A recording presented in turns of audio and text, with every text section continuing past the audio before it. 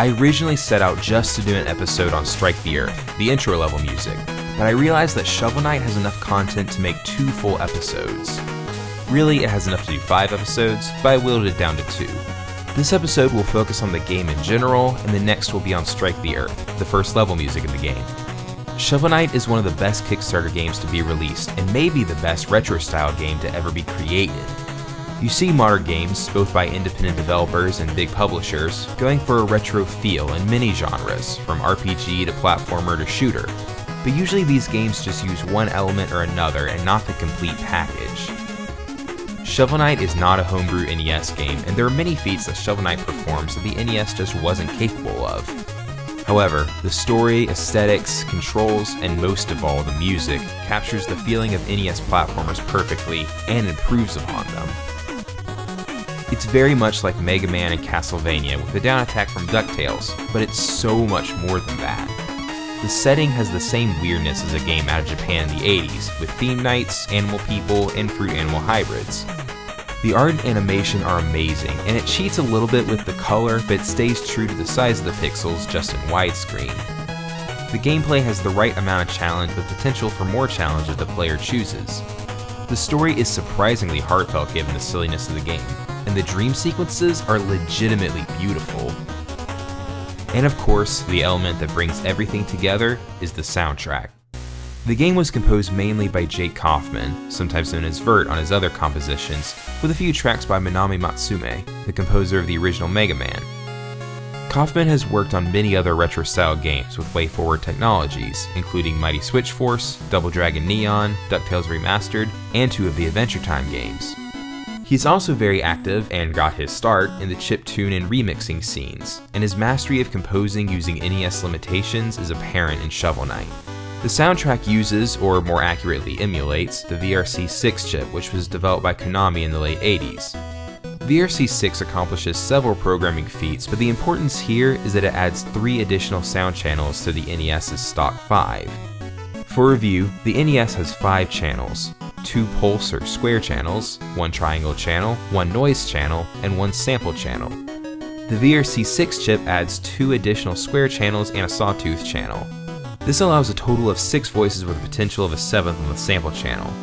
You'll note that 6 is larger than 3, and in a compositional sense, 6 is 2 chords or a big 4-note chord with a melody and harmony, or many other different combinations. It opens up the possibilities in so many ways. So it makes sense that Jake Kaufman would use this to expand his compositional possibilities. But my favorite aspect of his use of the VRC-6 is that he still uses the core instruments for melody and bass, with the additional channels just playing chords and never too loudly. So with all that preamble, let's take a quick look at the soundtrack. The soundtrack is very inspired by Mega Man and Castlevania, but more medieval sounding.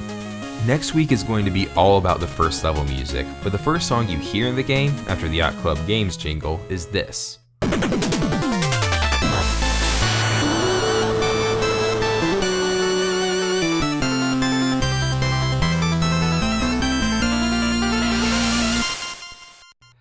Like all good title screen songs, it introduces the main theme of the game and gets the point across in the first 10 seconds before going to a different section. This main theme reoccurs all throughout the game, and it's a great little motif. It's simple, only 3 notes, and this might be digging a little too deep into symbolism, but this might be an example of a tone painting, a very medieval musical technique. The high, low, higher motion of the theme could represent a shovel going into the ground and back out, but again, that's just speculation on my part. Then you go to the menu music.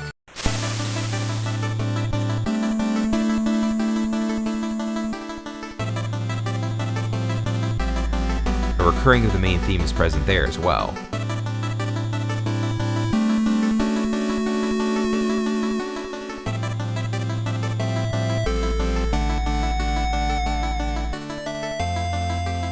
A good place for a calm track in a very hectic game.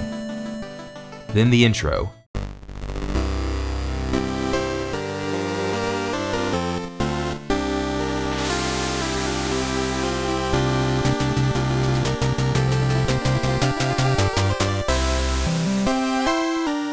This could be its own episode, but I'll keep it short. It introduces Shield Knight and Shield Knight's theme.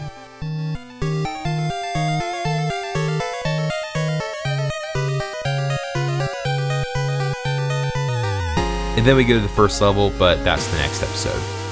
I could go through every song in the game, but that would take forever, and I don't really want to make 5 episodes. Again. I just want to talk about one more thing this week, the dream sequences. After each level, we see Shovel Knight falling asleep, and he has this reprisal of Shield Knight's music. It's dreamy and calm and helps after the craziness of the levels and the fights against the many different knights. However, at certain points, Shovel Knight has a dream that Shield Knight is falling and you have to catch her.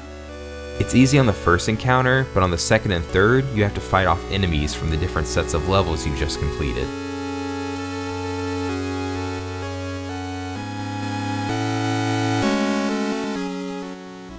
This is basically a bonus stage, but the context of the story and the music makes it the most heart-wrenching bonus stage I've ever played. The music is so sad, with just a little bit of hope that makes it even sadder as you're fighting desperately to save the most important person to you. And then you catch her, and the screen goes white, and you wake up to go back on your way. I love Shovel Knight. I love the style, I love the mechanics, and I love the music most of all. Kaufman is the perfect mixture of modern and old school that complements the soundtrack in a way few others could. Plus, Minami Matsume, an actual old school composer, helped and wrote some of the tracks. Shovel Knight might be my favorite game of 2014, and it is certainly one of the best soundtracks of the year. And I can't wait to dive into some more of the details next time. But until then, listen well.